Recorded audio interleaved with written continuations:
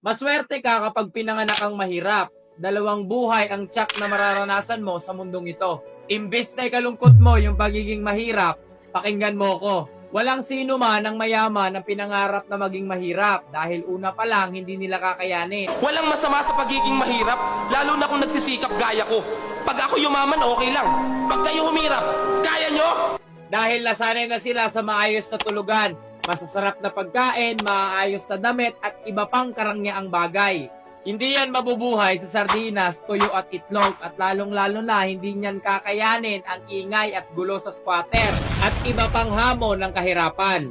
Kaya ang mahihirap ang pinakaswerteng tao sa mundo dahil sa araw-araw na ginawa ng Diyos nalalagpasan mo ng buong tapang at tibay. Ang paghihirap at sakripisyo ay bahagi ng buhay. Na kapag umahon at umangat-angat ka sa buhay, pabor na pabor sa'yo. Kung sa sardinas, tuyo at itlog na araw-araw mong ulam, paano na lang pag naging steak na?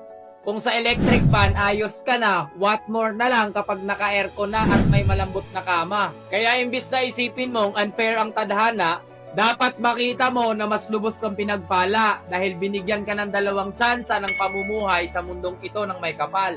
Mga boss, ang gagawin mo na lang magsumikap ka sa buhay at matutong magpasalamat sa itaas. May pangga, I ain't looking for another. Ikaw lang baby girl ay so